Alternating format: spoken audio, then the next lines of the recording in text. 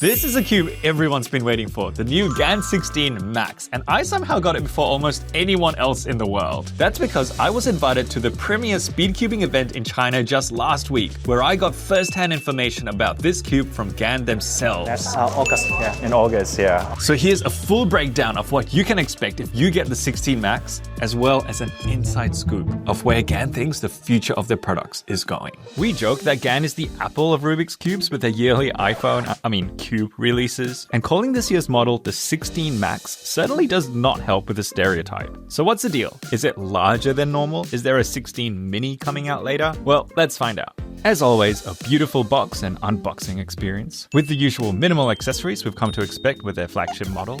And opening the cube box, we see it's the exact same size as always. But of course, there's something very new on the inside, something GAN deems worthy of calling Max. Because this year, they made major changes to not just one, but two things: magnets and structure. And as skeptical as I was when I first got this, I must say, it actually feels different this year. To explain that, let's look at each of those two things. First, magnets. I love the words GAN uses to describe them. Magnetic canopy, celestial network, omnidirectional magnetic saturation. And that's because their goal this year was to basically make the inner core like one big spherical magnet. And that they did. The GAN 15 had 76 magnetic points. The 16 Max, 124. Even the insane GAN 13, which was all about more magnets, only had 88. Amazing! And according to them, they've scattered the magnets across every piece of the GAN 16, corner and axis. It's wild. For example, the edge pieces used to only have one magnet in the middle, but now, look at this. They have 3 with 2 extras on these sides. Crazy. But that's only half the picture, because the next major change has to do with the structure of the pieces. And to show this, I need to bring in a 15 so we can do a side-by-side comparison. Look at that. It's twin brother. That's completely different on the inside. Oh, look, that's that edge thing I was telling you about. Oh, that's right. The 15 didn't even have edge magnets. And the 16 now has 3 in each edge. That's wild. And here it is. Can you see the change? The centerpiece on the 16 is totally different. Some of you are going, finally. And others are going, wait, why? Well, let me explain. GAN's calling their center hubs UFO shapes because they've got that wide ridge that sticks out all around. And that's because they've also changed this part of their edges, which they now call tri-wing edges. And together, these form a continual groove that allow that UFO in the middle to turn around in. In theory, that should result in less deformation because the pieces are now not just spinning around the axis, but actually moving along a track. Oh, and they even put their signature honeycomb surface texturing on that UFO track. Classic GAN. Now let's be clear, GAN was by no means the first to introduce the spherical track. We've seen this in other brands and cube models to varying degrees of success. Some will say GAN's just playing catch up, and maybe so, but GAN's betting big on the combination of this spherical track plus the magnetic canopy to result in, well, turning to the max. So, did they achieve it? I kind of think they did. Now, you guys know that I used to be a big GAN fanboy. I loved the GAN 11M Pro so much. That was the first one that had core magnets. The 12 was pretty great too. That was the one that introduced maglev. But they totally lost me with the 13 and 14, which brought in a silly amount of magnets and customization levels respectively. Now, I was impressed with the 15's new direction, where they scaled everything back and just gave us an extremely light cube that worked with no fuss. But it wasn't enough to bring me back. The question is, will the 16 Max do it? Well, maybe. Let me explain. For starters, even as a skeptic, I'm really not afraid to say that the GAN 16 Max is amazing. It honestly feels so much better than the 15.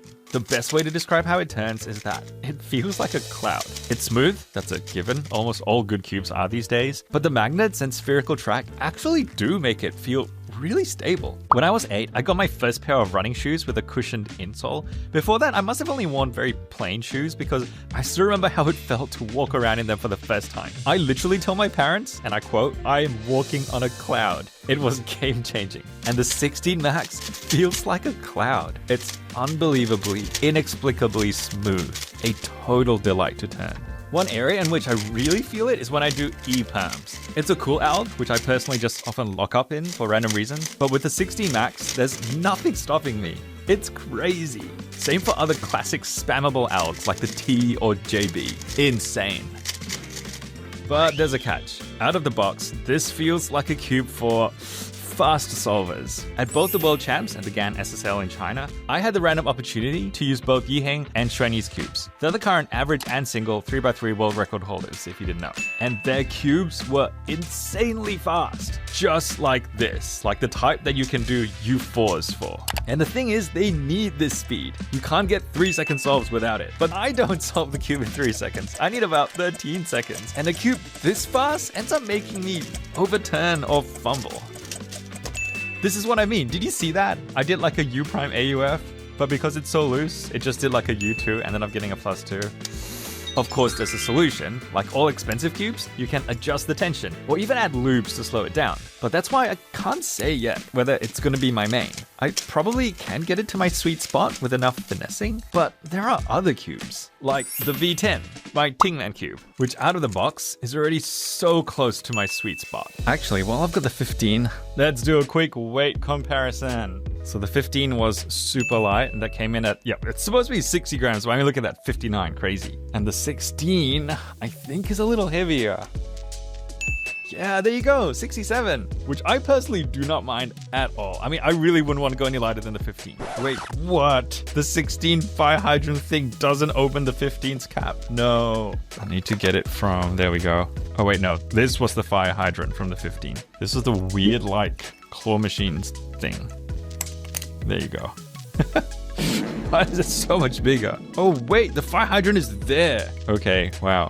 I completely missed that. I mean, it's a nifty little case for the 16. But what I wanted to say was that another random change they made is to the wheel under the cap, because it's now so much easier to read with the inked numbers on the 16. Like a really minor change, but a huge improvement for usability. Ooh, the cap's actually really different too. That's probably why the remover thingy didn't work. Because it's not out yet, I can't give you information on pricing, but when the 15 came out, it was $70, so I'm expecting this to be a little more than that. Maybe 75, 80. Is that a lot?